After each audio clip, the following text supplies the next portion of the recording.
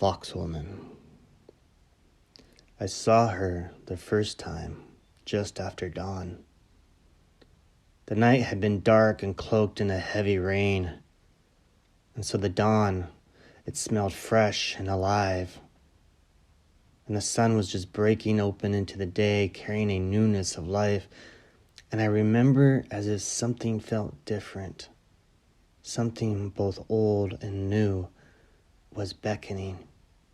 And that's when I saw her, a flash of red, like the life fire dance along the bright green fringe of the forest where the meadow met the wild interiors. Foxwoman. Swahoho slare. Foxwoman. I gasped aloud. My heart quickened. I thought I had never seen anything so beautiful, so alive. She trotted along the edge of the bright morning summer greenery, a flash of red dancing. I don't know if I had ever seen anything so beautiful, so wild and free. When I gasped, she stopped, turned, and looked directly at me. Our eyes locked, seeking into the depths of each other, and I felt something unlock inside me. Something was different. And in that moment, I felt utterly lost. I began to wake earlier each day, as if I felt Foxwoman singing out from within those wild interiors, beckoning me to come find her. I'd go out just before dawn and find my place between an old cedar that had a vine maple growing from its base as if hugging the old grandmother tree. The moss was cool and moist and soft in the morning, and I'd sit there and I would wait, hoping to catch a glimpse of her. The birds began their morning ritual of singing the sun into the day, and during that time I felt a remembrance of inclusion with this grand togetherness of life. It had been a long time since I had felt it. See, long ago, people came, and they took our land and our people. They said God isn't found in the forest, only in their black book and the tiny enclosed walls of their stifled air building. They forbade us from speaking with the animals and plants and said, they're not people like you and me, they're just resources. They took our children away, so there were no more laughter in our village.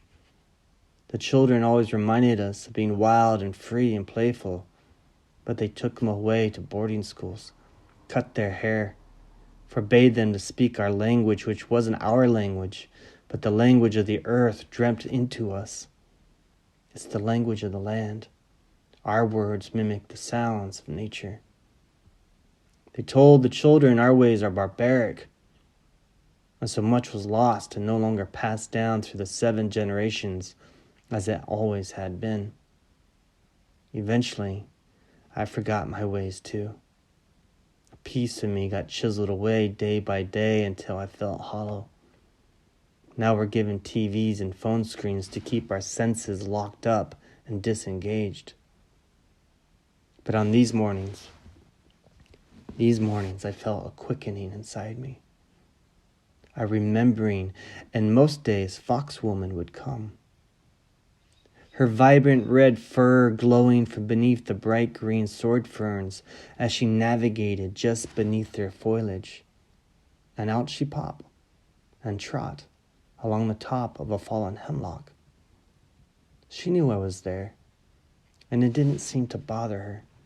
She seemed to linger there, coming in and out of view as I sat there.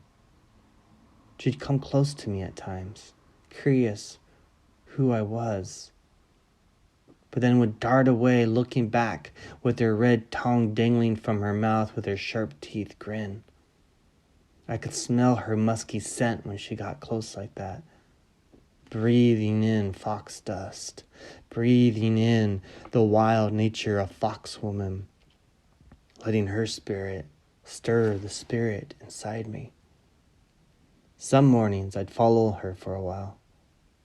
I'd see her look back from time and again as if making sure I was still with her.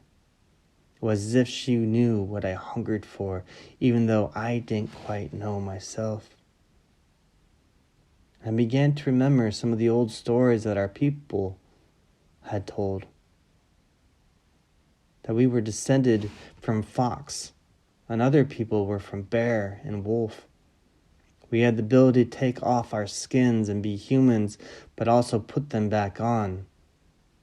There was something about remembering the hint of these old stories that hinted of something more that fox woman was trying to tell me.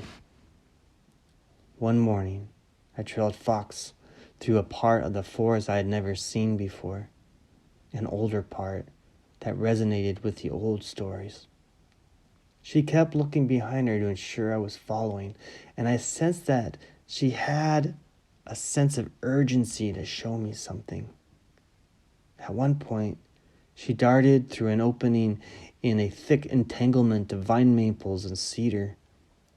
I cautiously peered in. There was a pleasant-looking space of moss and tiny flowers there, and the sun filtered through the maples to offer a soft, inviting light. Foxwoman was there, and I could sense she wanted me to enter, which I did cautiously. This was the closest I had been to her. She started to dig with her sharp claws into that dark flesh of the fecund earth soil. Her red coat speckled by the dark soil. Then she looked at me and darted away. What was she digging for? What urgency beckoned her? Why did she want me there? I went to the hole. I smelled something familiar, musky, old, alive. A smell I had forgotten, but it was like an explosion of memories and feelings. I began to dig, as if my hands were claws. An instinctual nature took over me, and I dug into the flesh of the earth, breathing in that rich living soil, trailing that familiar scent downward, inward. And then I felt it, something soft. Then I saw bright red fur woven into that dark earth. I dug more and then pulled out a fox fur. It was beautiful, fiery red, and though it had been buried, it was clean and silky, feral.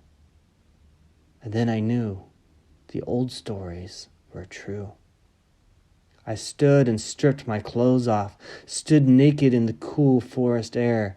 I remembered the words grandmother told me, when you find your skin, say, skin on. So I said, skin on, skin on. The skin came alive, began to wrap around me. I felt it tighten around my thighs, around my torso, its flaming red fur fitting perfectly around my neck. I felt my ears grow, my eyes turn to amber fire, felt the fluffy tail emerge. I became fox.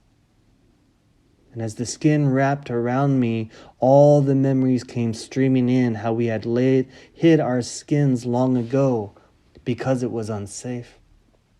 But some of us remained as fox and lived solely in the wilds, feral, waiting for others who were ready to remember, who caught glimpse of their own wild, feral nature, who were hungry to feast their senses on the smells, the sensations, the beauty-making of the land, who are ready to remember themselves home. And so it's been ever since. I too am foxwoman, my senses bathed by nature's sensuous smells, sounds, and sensations. I feel the earth beneath my feet in a new way. When I return home, and take my skin off to tend to children in home, the scent of my skin lingers in my nostrils. Others smell it too. They see the flicker of amber in my fox eyes now. They know something's there. And it stirs the remembrances within them, waiting for them to find their way back to the forest.